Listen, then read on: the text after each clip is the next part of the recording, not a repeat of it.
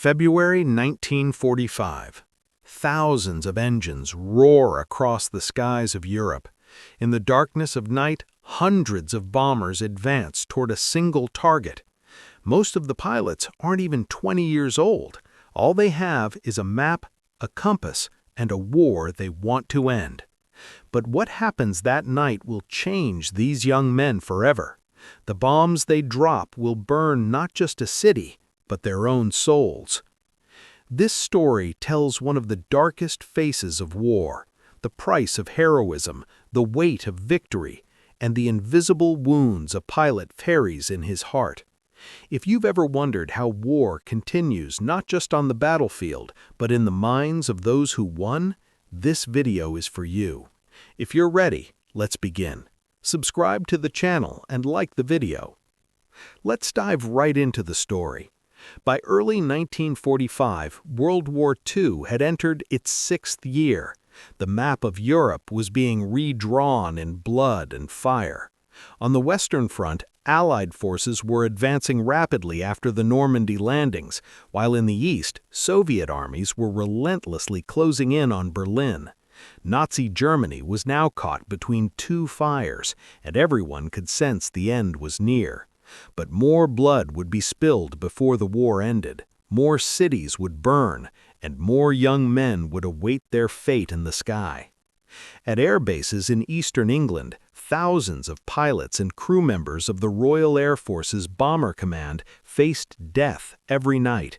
These men were mostly young, under 20 years old, university students, farmers' sons, factory workers.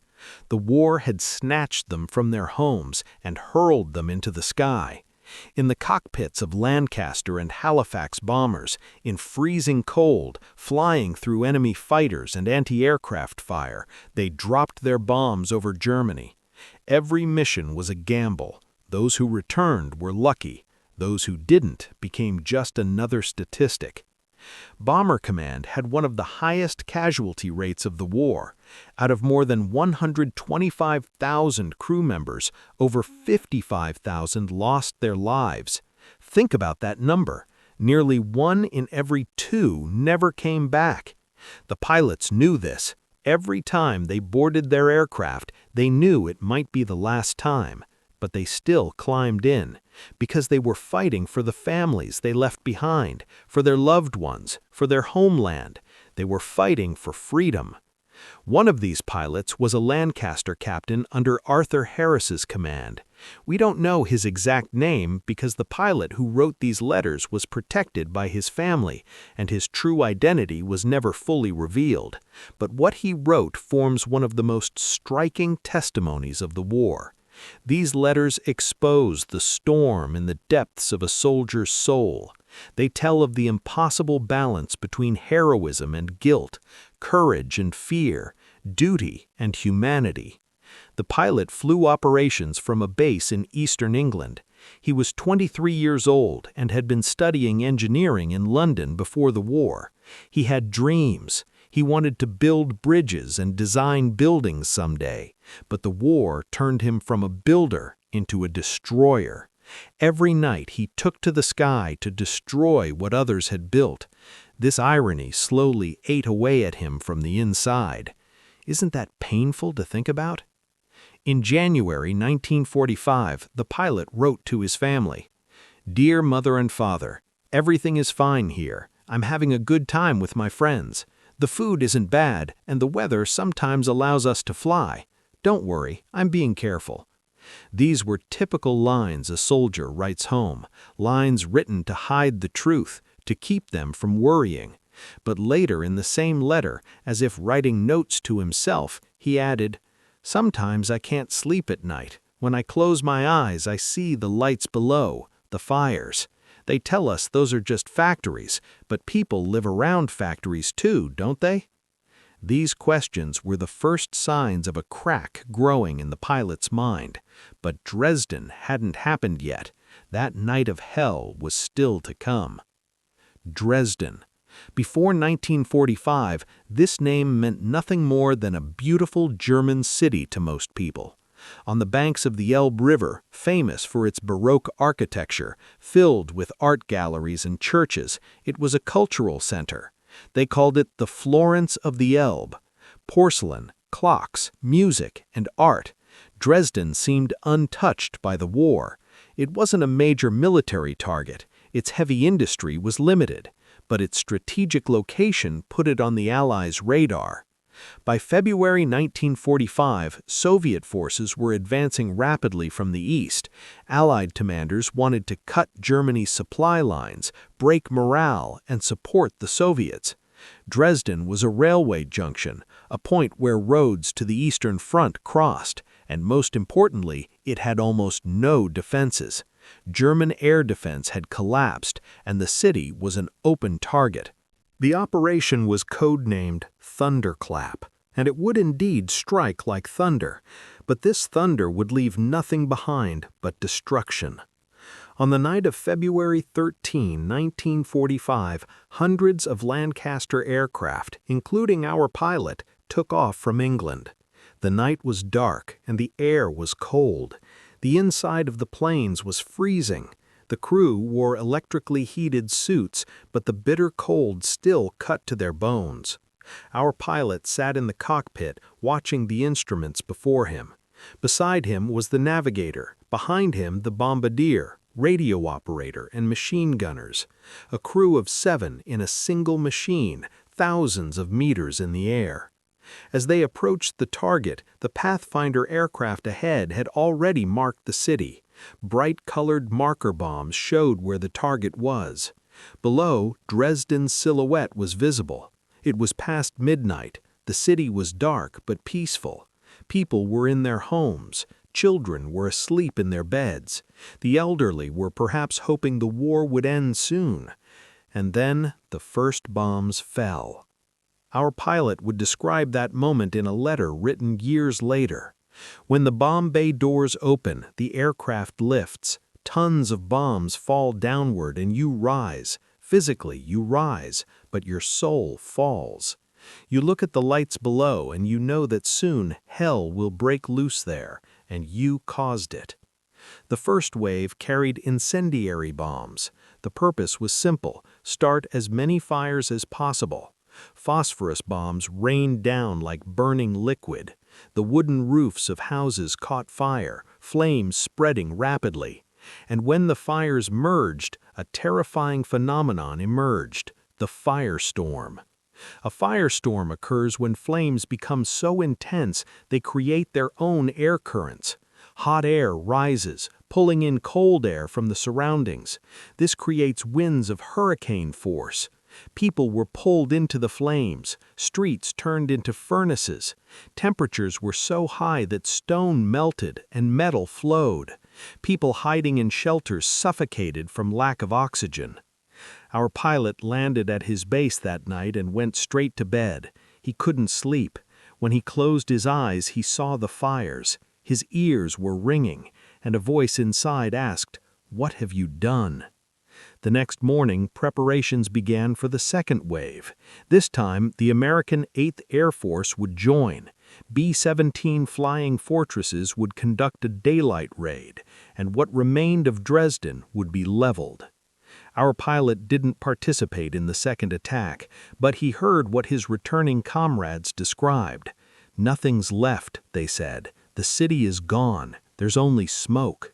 And these words pierced the pilot's heart like a dagger. This is the cruelty and horror of war. He believed in the necessity of war. He knew Hitler had to be stopped. He thought they were fighting to end the atrocities of the Nazi regime. But what happened in Dresden was different. This wasn't a military target. This was a city where people lived, children grew up, and love blossomed. And now it was ashes. Our pilot wrote to his mother, "Sometimes I ask myself, are we really the good guys? I know the Nazis did terrible things. I know they had to be stopped. But have we become like them too?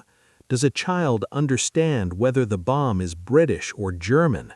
Does a mother's tears know which flag they flow for?"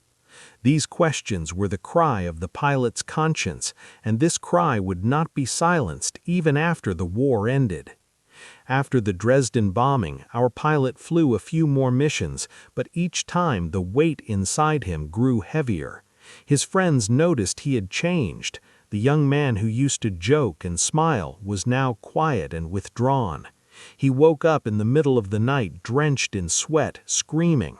In his dreams he saw the flames and people running through them.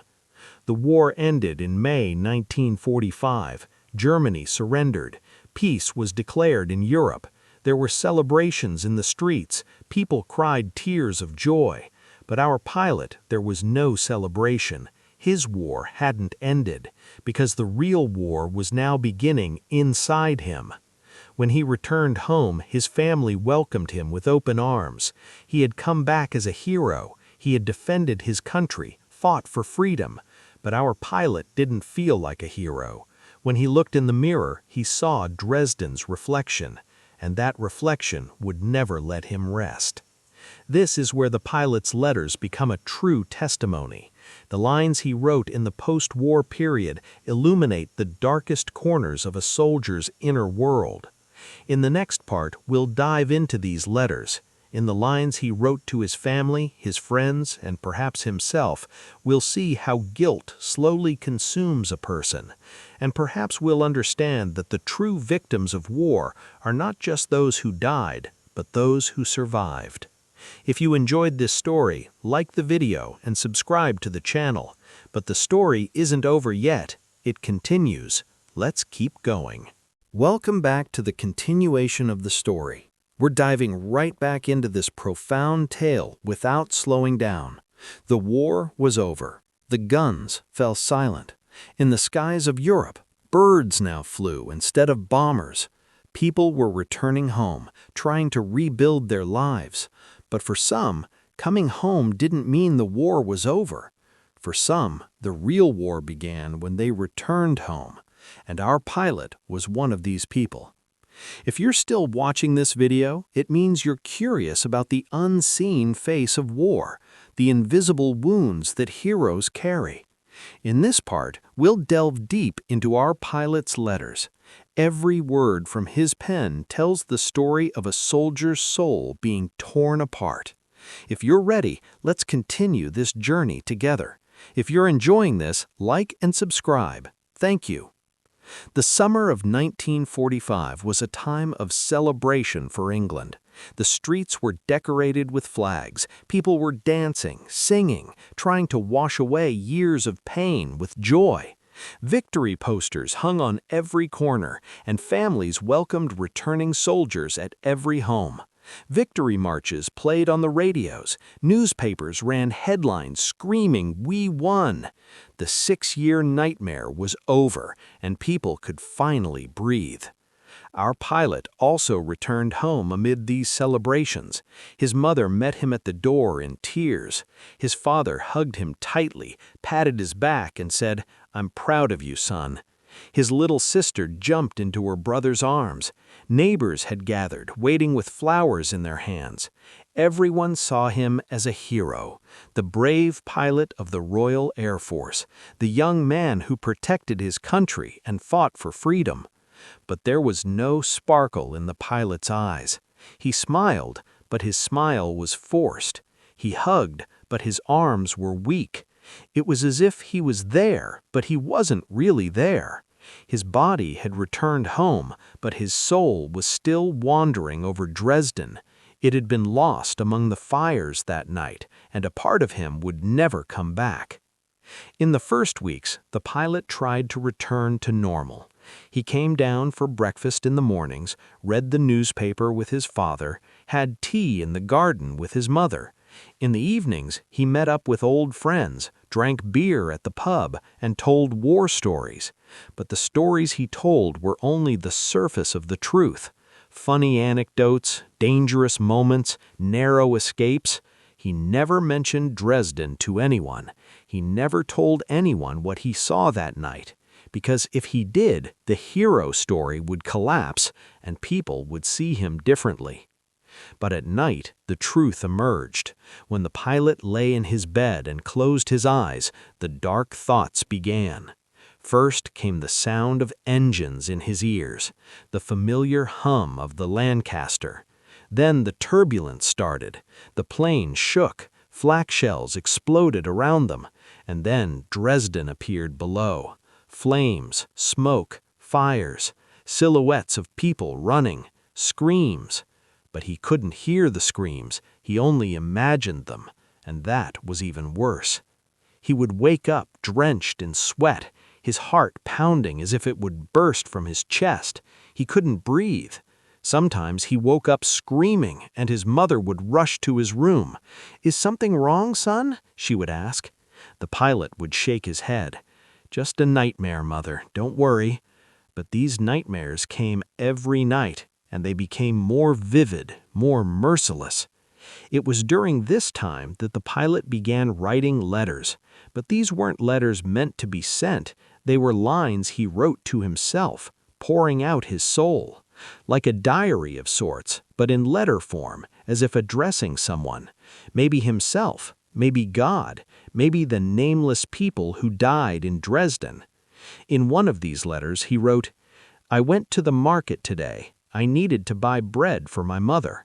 I got in line and there was a woman in front of me. She had blonde hair, maybe 40 years old.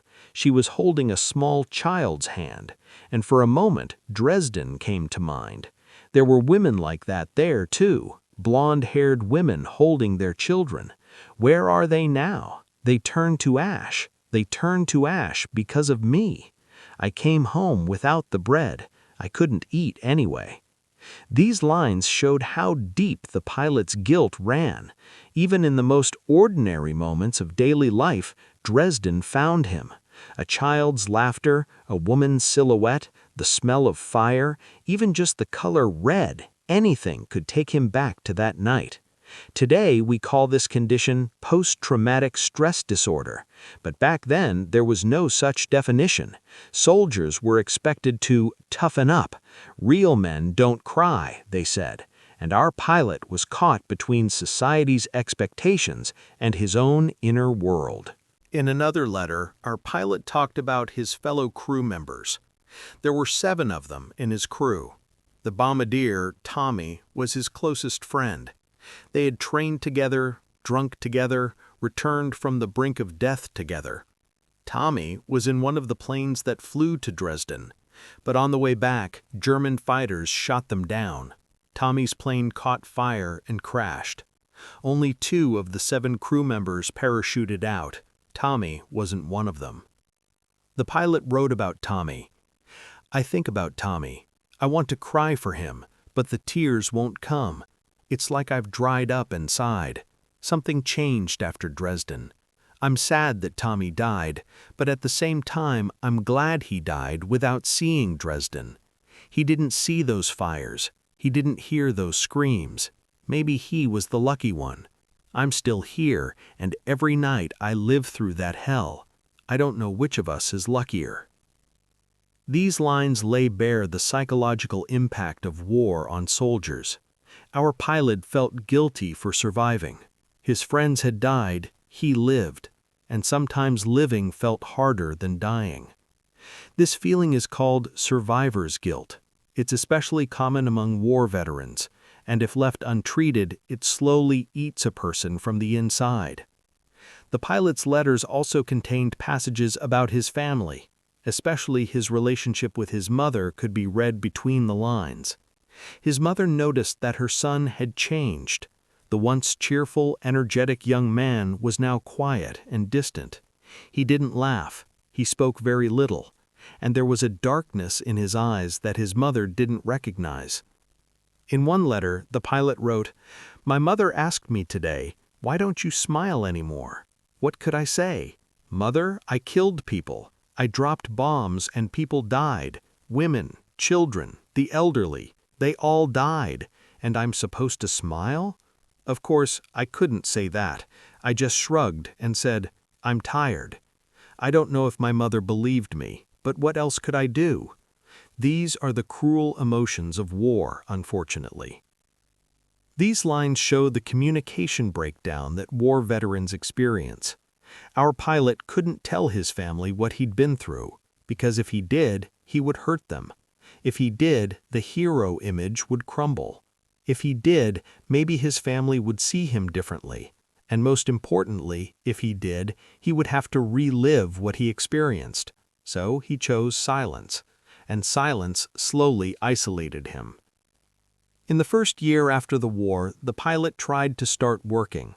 He wanted to complete his engineering education, but when he returned to university, he realized he couldn't concentrate. His mind wandered elsewhere during classes. While professors talked, he thought about Dresden. Instead of formulas, he saw fires. While looking at exam papers, he calculated bomb counts. How many tons had fallen? How many houses had burned? How many people had died? These thoughts led him to academic failure. By the end of the first year, he had to drop out of university. His family was disappointed but tried not to show it. His father said, "You'll get back on your feet, son. You've just returned from war." But the pilot felt he couldn't recover. Because his problem wasn't fatigue or adaptation. His problem was the weight he carried, and this weight grew heavier with each passing day. In one of his letters, the pilot recalled the details of the Dresden bombing. This letter was particularly striking because technical details and emotional expressions were intertwined.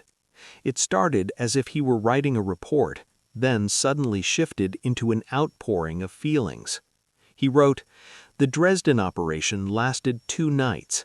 The first night, February 13th, 976 Lancaster aircraft participated. We attacked in 2 waves. The first wave began at 10 p.m.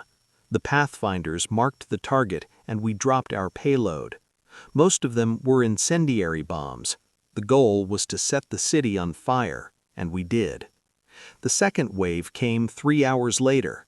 This time we targeted the firefighting crews. In other words, we killed those trying to rescue people. The next day, the Americans came. 311 B-17s dropped their bombs, and Dresden was wiped from the map." But the letter didn't end there. It continued, "I know these numbers because I attended the briefings. I read the reports. But numbers don't tell the truth. They say 25,000 dead, maybe more. Nobody knows exactly because they couldn't count the bodies. Most had turned to ash. The streets were covered in melted glass. People had been cooked in shelters. I learned these things after the war. I wish I hadn't, but I did, and now I can't forget." These lines also show the pilot's process of gaining information. During the war, pilots generally didn't know the full results of operations. They dropped the bombs, returned, and prepared for the next mission. But after the war ended, the truth began to emerge through newspapers, books, and reports, and our pilot only fully grasped the magnitude of what he had done then. The Dresden bombing was controversial even immediately after the war. Even Winston Churchill questioned the necessity of the operation. In correspondence, he asked, "Are we going to continue bombing German cities just to spread terror?" When these words reached our pilot's ears, the guilt inside him deepened even further. If even the Prime Minister was questioning it, then what they did really was wrong. But our pilot also evaluated the situation from a broader perspective. In one of his letters, he wrote, "Everyone asks about Dresden. Everyone debates Dresden. But who debates London? Who debates Coventry? Who remembers the Blitz? When the Germans bombed our cities, weren't we the victims? Didn't mothers lose their children? Weren't homes destroyed? We just struck back. They started it. We finished it." These lines show the pilot's inner conflict. On one hand, he felt guilty for what he did. On the other, he tried to justify himself. This was a very human reaction. Nobody wants to see themselves as completely evil. People look for reasons to justify what they've done, and our pilot was searching for those reasons too. But at night, the reasons didn't work. At night, there were only the fires. One of the most emotional parts of the letters was the lines the pilot wrote to an imaginary child from Dresden. He had no intention of actually sending this letter, of course, but writing it gave him some relief. It was as if apologizing would lighten his burden. He wrote, "I'm writing you a letter, but I don't know your name. I don't know your face. I don't know how old you are. I only know you were there, that night, February 13th. Maybe you were sleeping in your bed. Maybe you were sitting next to your mother. Maybe you were listening to a story. And then the bombs came. My bombs. I'm sorry I scared you. I'm sorry I hurt you. If you died, I'm sorry for that too. I know sorry isn't enough. Nothing is enough. But what else can I do? I can only say sorry, and every night I can pray for you." But unfortunately, there wasn't much else he could do. This was war. These lines show the deepest point of a soldier's conscience. Our pilot was trying to turn abstract numbers into real people. 25,000 dead was just a statistic, but a child was real, a name, a face, a life. And the more the pilot thought about those lives, the heavier his guilt became. During this period, the pilot began turning to alcohol. He drank a glass or two every evening, then it became 3 or 4. Then he couldn't go to bed until the bottle was empty. Alcohol helped him sleep at night. The nightmares came less often when he was drunk, or they came, but he didn't remember them in the morning. Either way, alcohol was an escape route. But escape routes usually lead to dead ends. The pilot's health began to deteriorate. He lost weight, his face grew pale, his hands trembled, and most importantly, his character changed. The man who was once patient and kind had become angry and irritable. Little things set him off. If a plate dropped, he yelled. If a door slammed, he jumped. His family walked on eggshells around him. In one letter, the pilot summarized his own condition. "Who am I anymore? A pilot? That man died. He died in Dresden. An engineer? I couldn't manage to become one. A son? The son my mother and father knew no longer exists. I'm just a shadow that was once human, and this shadow grows darker with each passing day." These lines were a painful expression of identity loss. The war had destroyed not just the pilot's mental health, but who he was. He used to have a clear future. He would become an engineer, get married, have children, live a happy life. But now nothing was clear. The future was a foggy abyss, and the pilot was teetering on the edge of that abyss. But life sometimes opens unexpected doors. In the pilot's darkest period, something happened that would pull him back from the edge of that abyss. Or rather, someone. What do you think happened? Do you have a guess? If so, write it in the comments. In the spring of 1947, the pilot went to visit his old airbase one day. He didn't quite know why he went himself. Maybe nostalgia, maybe a need for confrontation, maybe just to confirm that era was real. The base was no longer active. It hadn't been used since the war ended. The hangars had been emptied, the runways had cracked, the buildings had been abandoned. But there, at that abandoned base, the pilot encountered someone he didn't expect. The man was a former crew member. He had served there during the same period as the pilot. His name was George, and he had also participated in the Dresden operation. He too was having the same nightmares. He too was struggling with the same guilt. That day, the two men sat in front of an abandoned hangar and talked for hours. For the first time in their lives, they were talking to someone who truly understood what they had experienced. They poured out to each other what they couldn't tell their families, what they couldn't confess to their friends, and this conversation became a turning point for our pilot.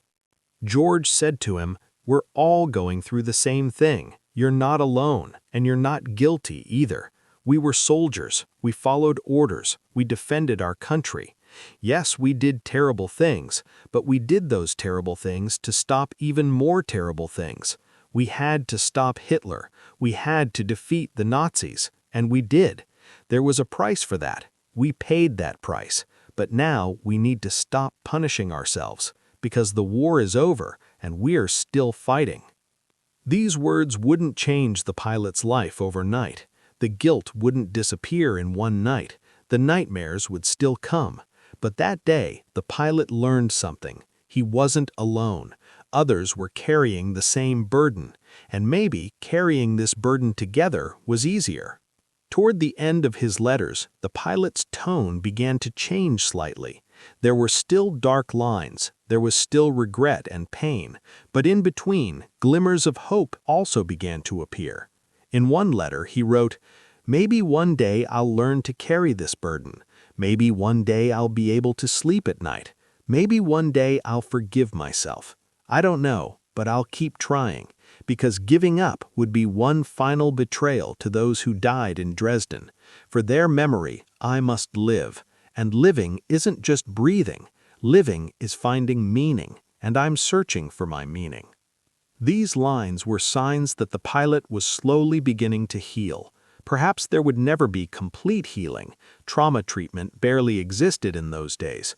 But the pilot had at least chosen to survive, and that was a victory not to be underestimated. This was a sign of healing, at least, something to be grateful for. If you enjoyed this part, subscribe right now and like the video. Thank you. In the next part, we'll tell you about the pilot's later years and how these letters came to light. We'll also examine the historical legacy of the Dresden bombing and how this event is remembered today.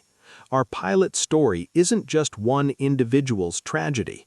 That story is the silent scream of all war veterans, and hearing this scream is perhaps the first step towards understanding war. Let's continue. Welcome back to the final part. The story continues without pause. Years passed. A new world was born, one that bandaged the wounds of war. Europe was rebuilt. Cities rose again.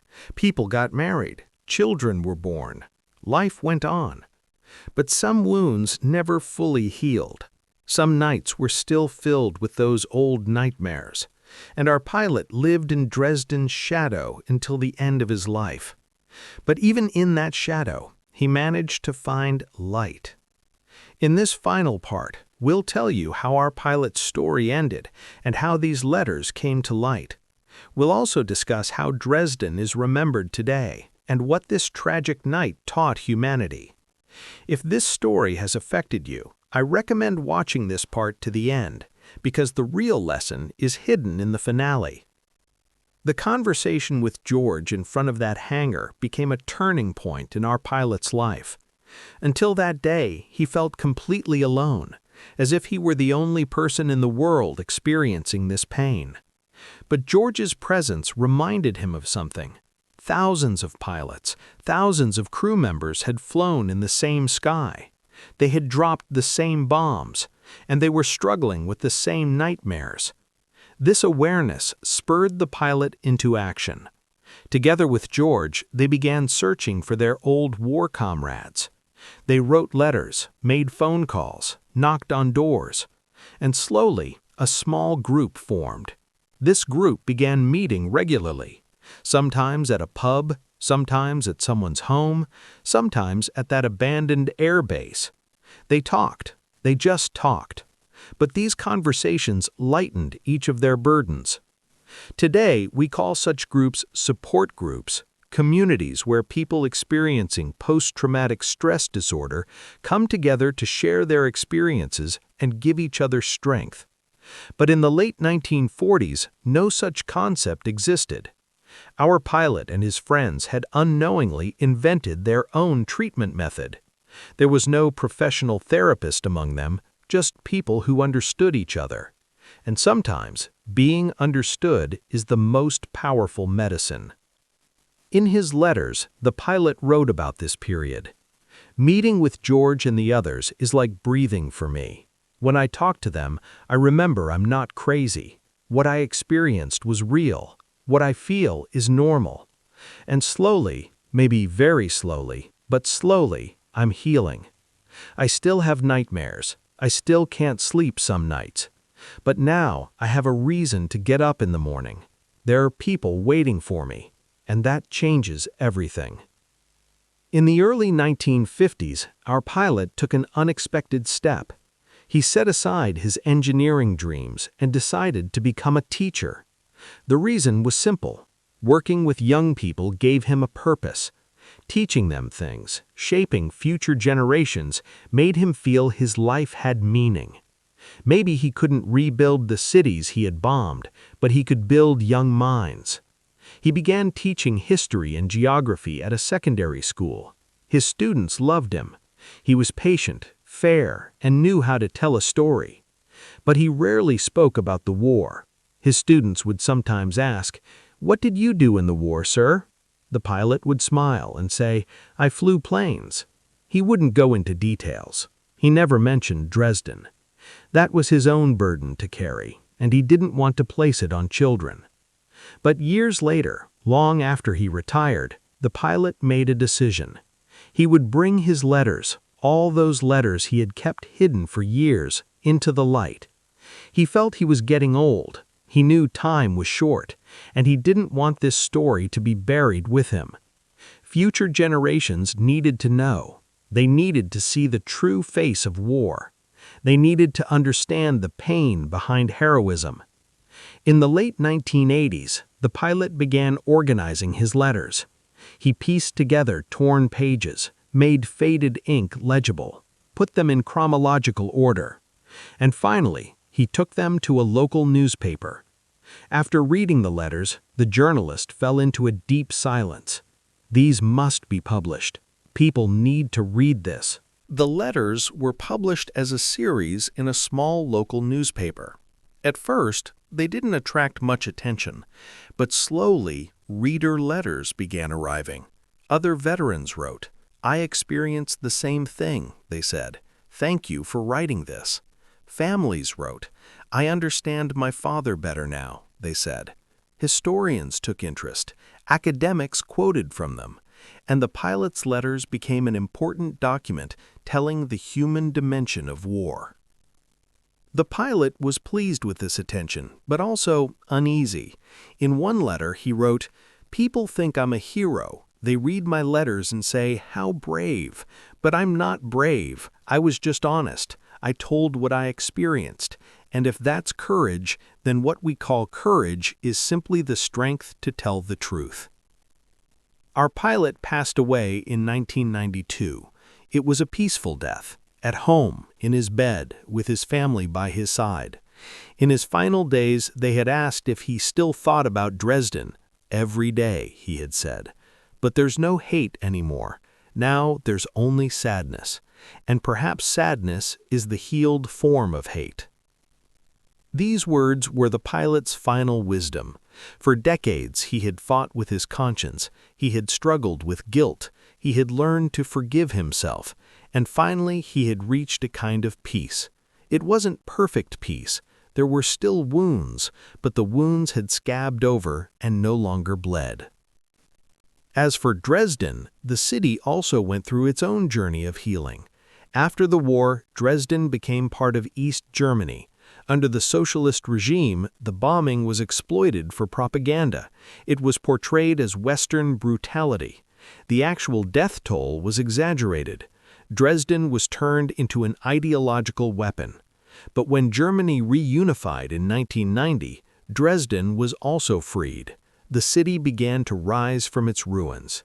The most symbolic step was the reconstruction of the Frauenkirche. This Baroque church had been completely destroyed in the bombing. For decades, it had remained a pile of rubble, a bitter reminder of war. But in 1994, reconstruction began, and in 2005, exactly 60 years later, the Frauenkirche reopened. It was at this point that the story came full circle in an unexpected way. The church's golden cross was made by a British silversmith, a man named Alan Smith, and Alan Smith's father was one of the pilots who bombed Dresden. The son wanted to somehow make amends for what his father had done, and this cross became a symbol of peace.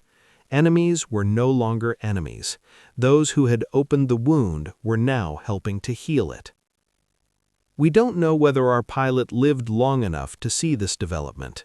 He didn't mention the Frauenkirche in his letters, but if he had seen it, he probably would have cried, from both sadness and hope, because this cross was a tangible expression of what he had searched for his entire life: forgiveness and forgiving. The Dresden bombing continues to be debated in history. Some say it was a war crime.